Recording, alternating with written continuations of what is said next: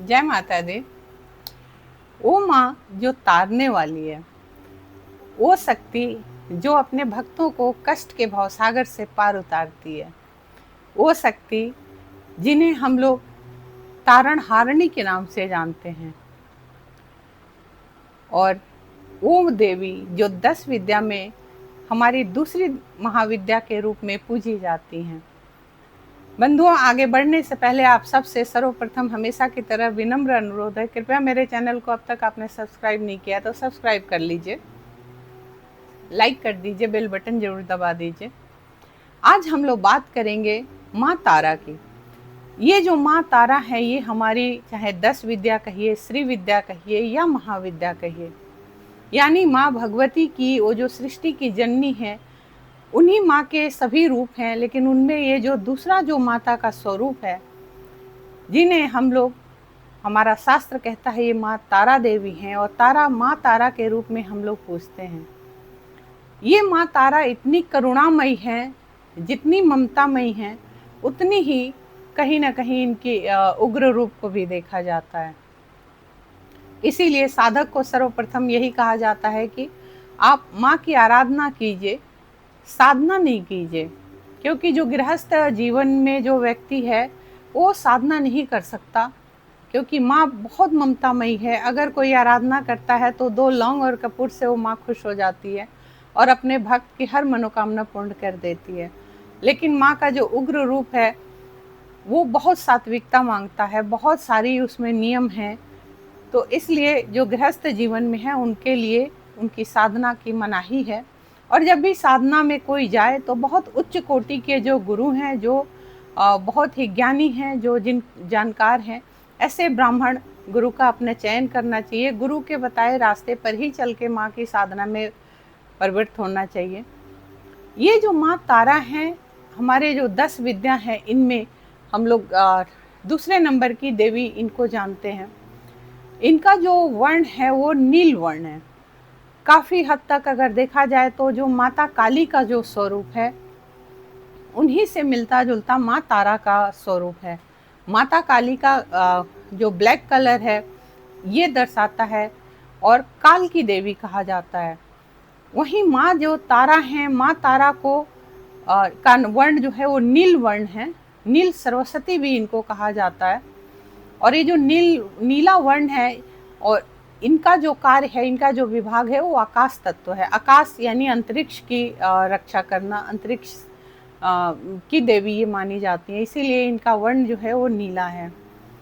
और नील सरस्वती जो हैं, इस रूप में भी इनकी आराधना की जाती है। अगर कोई भी भक्त इनकी सच्चे मन से, थोड़ी सात्विकता से अगर माँ की आराधना कर लेता है, अगर माँ को एक ध्यान कर लेता है, तो कहते हैं, जैसा मैंने भी कहा, कि 2 लौंग और कपूर से माँ प्रसन्न हो जाती हैं, और फिर ये अपने भक्त को उसकी मन की जो भी मनोकामना हो पूर्ण करती हैं। उसको वाक्पटुता में वो बहुत ही आगे निकल जाता है। जितने भी जो विद्वान हैं, जो संत महात्मा हैं, वो इस देवी की नील सरस्वती की आराधना जरूर करते हैं, जिसका काम बोलने वाला है। तो ये नील सरस्वती जो माँ सरस्वती विद्या की देवी हैं, और ये जो नील सरस्वती है उसको वाक्पटुता देती हैं, उसी माँ का ये रूप है।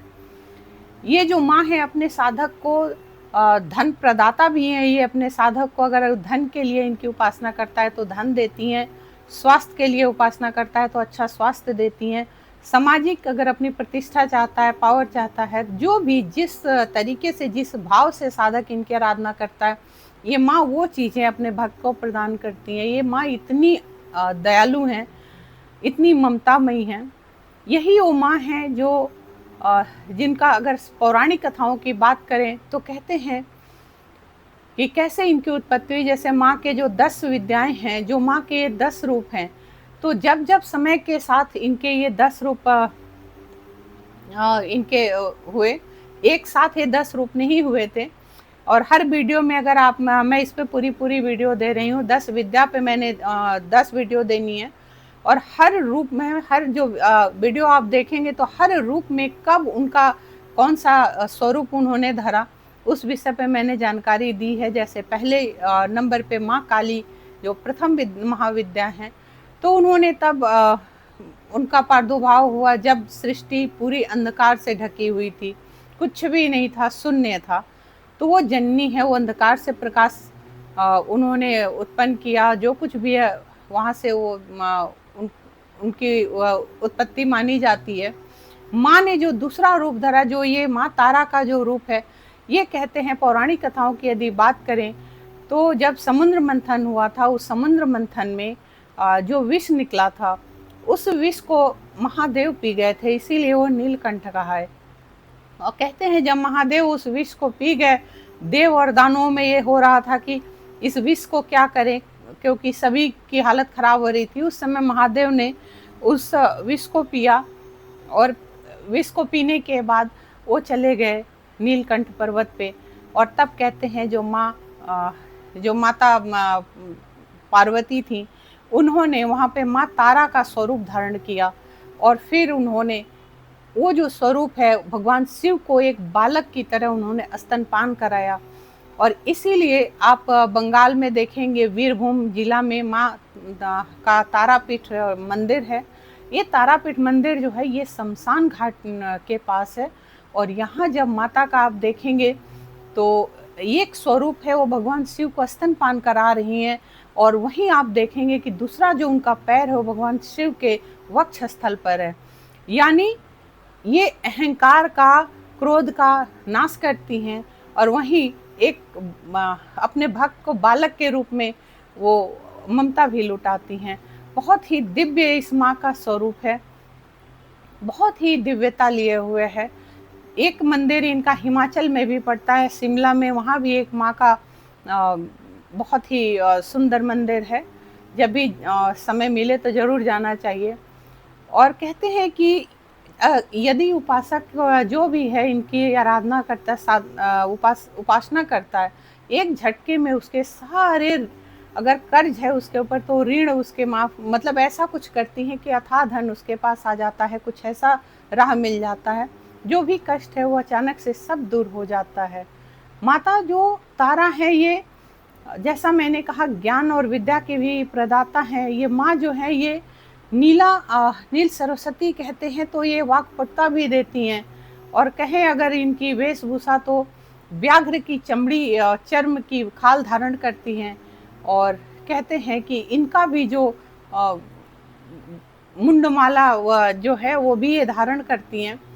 तो ये माता का दोनों रूप है, उग्र से उग्र है और बिल्कुल एक ममता का भी है। बहुत सारे इनके माँ के कहते हैं कि स्वरूप हैं और भक्त को बहुत ही सोच समझ कर इस माता की आराधना में उतरना चाहिए। लेकिन आप माँ की उपासना तो कर ही सकते हैं, माँ को 2 लौंग और कपूर तो दे ही सकते हैं, 5 सुपारी तो दे ही सकते हैं। और माता ये जो है कहते हैं कि ये पूरे अंतरिक्ष, ये ब्रह्म जो आकाश है, आकाश इनके अंदर है। तो जो भी इंसान का जो स्वरूप होता है, उस इंसान के अंदर अंधकार को दूर करके ये माँ जो है उसके विवेक बुद्धि को खोलती हैं। जब भी उनका भक्त किसी परेशानियों में आता है तो वो उसकी विवेक बुद्धि को खोल के उसको नया मार्ग दिखाती हैं, राह दिखाती हैं।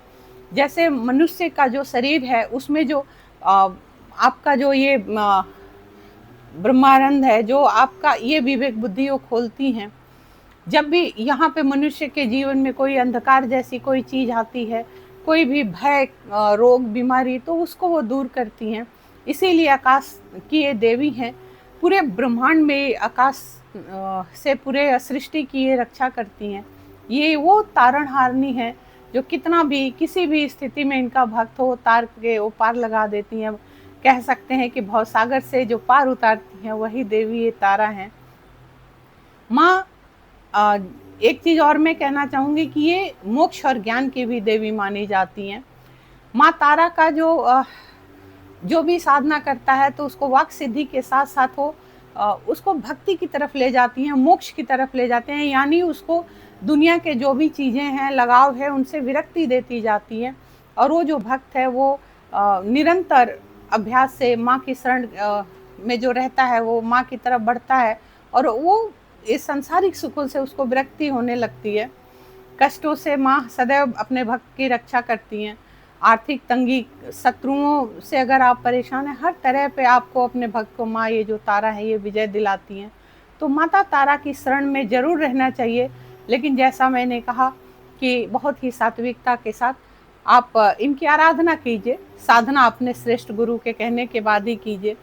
यही कारण है कि बौद्ध धर्म में यदि आप देखेंगे तो बौद्ध धर्म में सर्वोच्च जो देवी का स्थान है वो माँ तारा को है।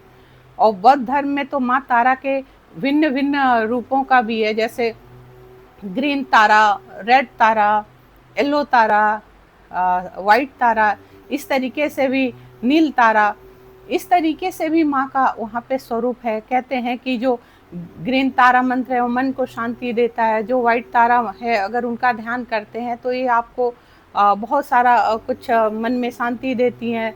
येलो तारा माँ जो है वो बहुत लक्ष्मी स्वरूप, बहुत आपको धन प्रदान करती है। यही सब कारण है कि माँ के 5 रूपों में बौद्ध धर्म में इसको बहुत मान्यता है। और माँ उन्होंने सर्वोच्च देवी का स्थान जो दिया है वो माँ तारा को ही दिया है। यही मेरा प्रयास है कि मैं बेहतर से बेहतर आप लोगों के समक्ष माँ का गुणगान कर सकूं और ये बता सकूं, जो भी भक्त आराधना उपासना जो भी करना चाहते हैं वो ज़रूर करें। माँ से यही मेरा अनुरोध है, सभी के कष्ट दूर हों और बेहतर से बेहतर मैं आप लोगों के समक्ष माँ के गुणगान कर सकूं। पसंद आए तो ज़रूर सब्सक्राइब कीजिएगा, लाइक कीजिएगा। जय माता दी।